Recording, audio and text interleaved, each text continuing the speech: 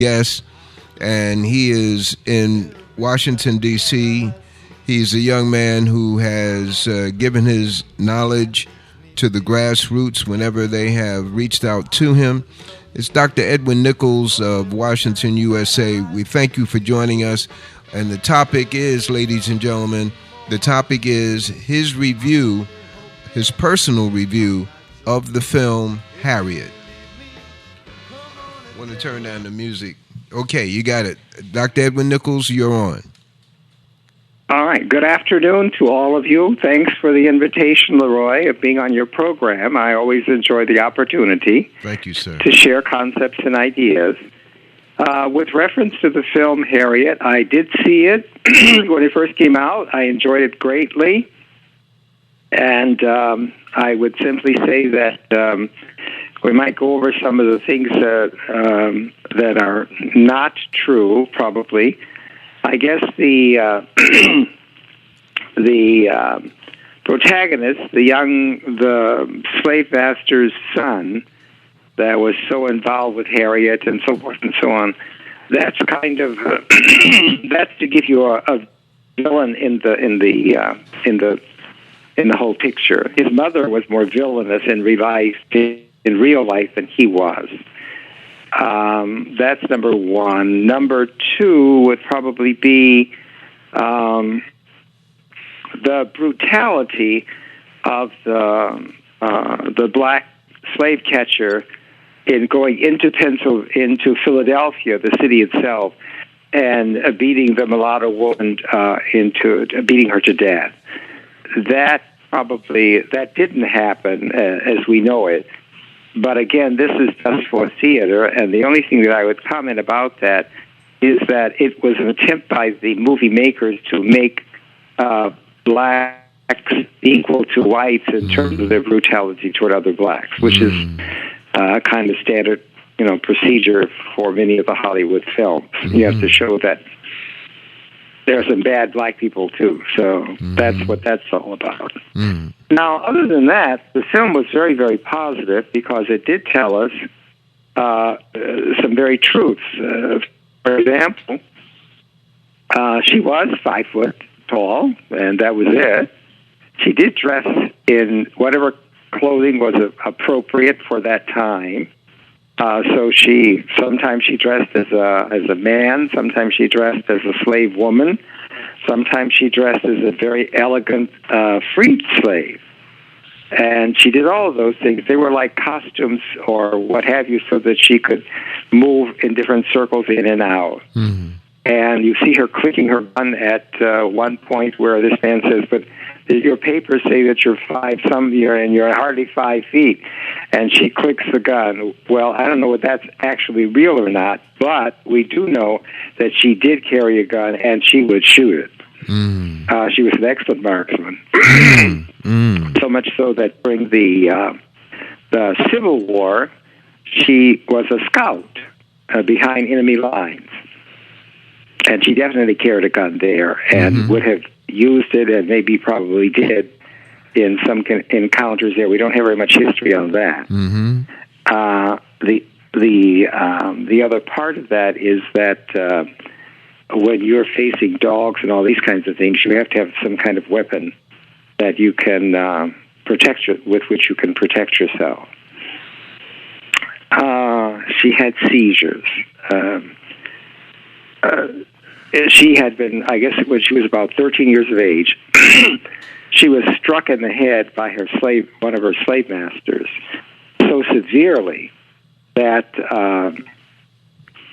it caused what we would now know as brain damage. Cracked her skull. And so after that, she would have seizures. Now, in her own relationship to God, the time that she has seizures is when, from her perspective, she received God's word about what to do next or where to go or how to get around some particular conflict or not. And for her, those experiences were real. And as we understand them, very often they were extremely helpful in her avoiding capture or some other processes. Yes, she did go back and get her mother and father and brought them up to upstate New York and cared for them until they died. And the same thing with some of her other siblings.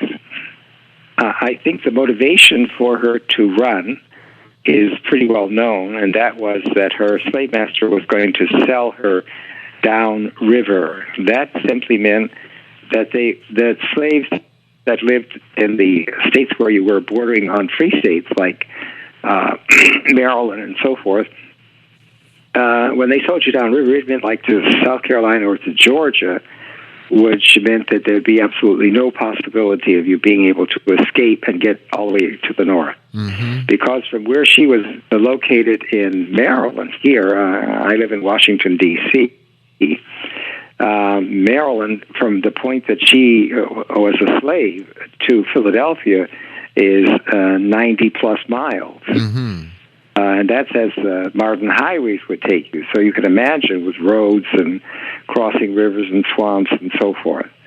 And I think that if you really had an opportunity to, we now have a series of trails and roads that you could take as a tourist, and you ride the trails and roads and what have you that she would have taken from one point to another to get out of Maryland and into Philadelphia. It's just recent. We just have in Maryland, they have a house that resembles maybe the cabin or something like that.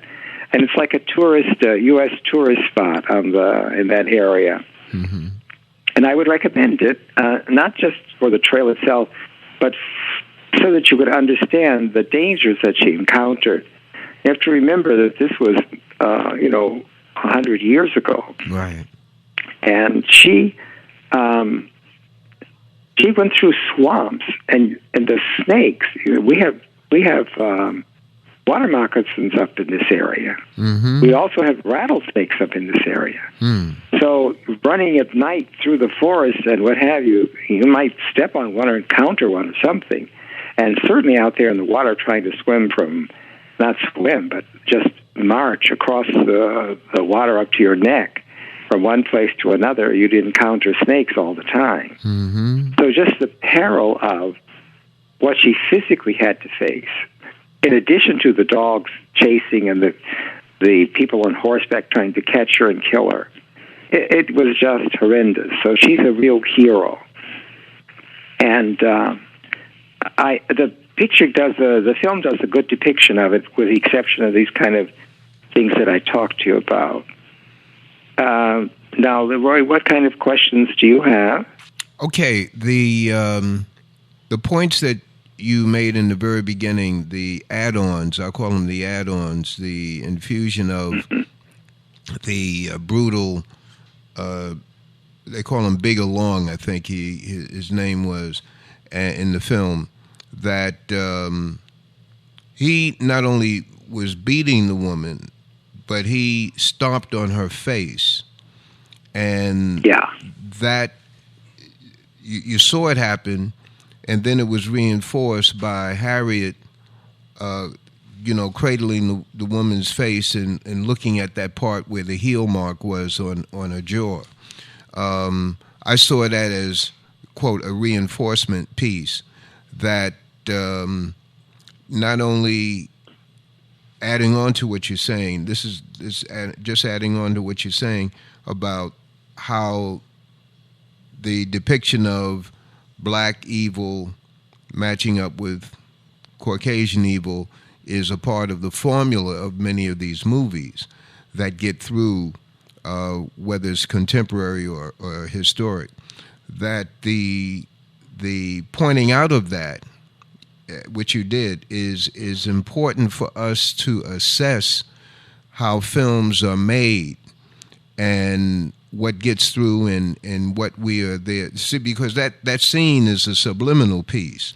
You see it, it's not a major part of the film, but you digest it. It's there in your mind. And if the lady that you go to the film with, she may not say anything, but it reinforces that image of the brutal black man, domestic violence, etc. So I just add that point. Now, in the questions the relevant questions, and this relates to my assessment of 12 Years a Slave, Django, and Harriet and other films, is that these are teachable moments. So from your perspective, what are the things that you would use that film to teach off of, or to using the film to teach various points about either Harriet, black women, psychic power, resiliency, etc.? Well, I think the most important thing, she's my personal hero, and has been my personal hero for a very long time, because the strength of character to make up her mind that she was going to run away. And when you've seen other slaves with their foot cut off or something like that because they did run away and come back, or those that ran away and were brought back and brutalized and killed to make other people realize that it'll be a torturous death if you even try this. And for her not only to try it, but to succeed. Now that's the triumph in and of itself. But the semicolon, however, comma in terms of the greatness of her character is that she returns to get other slaves out. Mm-hmm. And she says, out of the 300 that she brought out, that if others had not been slaves, she could have gotten more out. Now, what she meant by that is if they had not had the slave mentality like her husband that thought she was dead and remarried, he was happy because he was still free, but he didn't want to leave that place. He was happy where he was, and that was the contentment. So that slave mentality that he had he not had that, she could have gotten even more people out. You see? But they were so brainwashed with being a slave and what that was. And the point that I take from that is that very often in our communities, we still have people that buy into the image that black people can't do anything other than sell drugs, be a rap singer, or a basketball player. And then you have the others who just believe that there's nothing they can do other than the rite of passage is to go to jail. You have a lot of young men that deliberately do something so they can say that they have been in jail. Well, that mindset is being programmed by the white media, and it's reinforced by the laws. But anytime we have a real hero, they don't want to present that woman. Now, in April of 2016, the Congress passed a bill saying that on the United States Treasury $20 note, right, her portrait would be on there. Right. But in this Trump administration, the Secretary of the Treasury said it would not occur in this time frame. So now, by him doing that, it will be we won't have a chance to get it on there before probably 2022 at earliest, where our children could have seen her in 2020. They could see a picture of a black woman on a dollar bill. But you see, that image is not what they want. This is a woman who stood up for herself, who fought for herself, you see, and who outwitted white people. That even their money, all the money that they offered for her capture, couldn't get her captured. You see? Beautiful. Those are the powerful things that I see in terms of this woman and her character. She says you can, and you must, and you will. And that's how she pushed forward.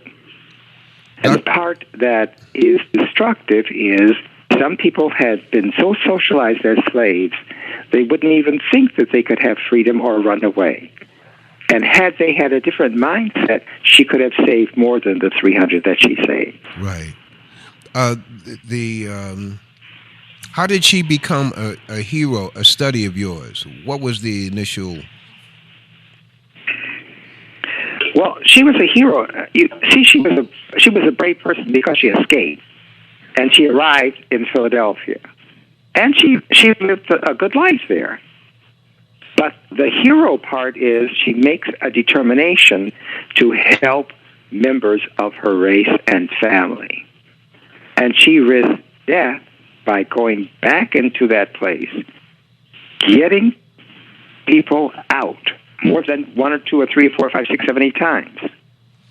Now, you know, people talk about post-traumatic stress syndrome. Well, you have young men, Army men, with equipment, everything, and they have to go into danger, like drive down this highway. Right. And sometimes it's blown up. Something is blown up in front of them, something's blown up behind them. So if you start down this track, you know that slaves have been caught and brought back and tortured and killed. But you start down this highway anyway. Well, now, once you get there, you feel safe. But like the post-traumatic stress syndrome, those soldiers have got to go back from point B back to point A. And then tomorrow morning go from A to B and then B to A, back and forth, back and forth. And each time, the probability of you being caught or killed for her or exploded or killed as those soldiers go back and forth. Right. Now, look, they're only going back and forth for a short period of time. And they have Army equipment, they have tanks, they have all kinds of protection. And if they come back that messed up from being in 6 months, how messed up is this woman's mind in terms of going back and forth the number of times she does? Then, as a scout, now understand what a scout is. She had to go back behind those lines, behind the military lines, and do things like wash clothes for the Confederate and do all kinds of things in order to get information about their troop moves and so forth, and then sneak out of their lines back to the other side and give the information to the generals on the other side.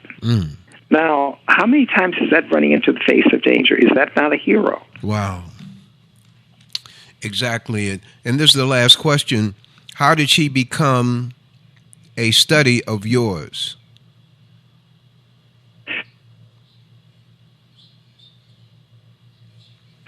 Well, you know, Leroy, I had been studying Black history all my life, but my parents provided Carter D. Woodson's book on the history of the Negro. And my father read The Crisis. Every time it came out, he had a subscription to it, and he read it. So I come from a black home that has always been very conscious of our black history. And very early, when I heard the story of her, it resonated. And it used to be kind of like a toss-up between Sojourner Truth and Harriet. But Sojourner Truth did a lot, but Harriet did more. And so she's been my hero for a very long time. There are very few people that even come near what she has done and the accomplishments. Just think of the constant trauma. But you see, the most important thing is that she always had God before her. And that's what we have to remember, that we place God in front of us and then follow him, and he will protect us and carry us through. My brother, I want to thank you very, very, very, very, very, very super much for joining us this afternoon. You're very welcome. On The Communicators. May God continue to bless you and your family. Thank you so much, Leroy, and to you too. Bye-bye. Bye now.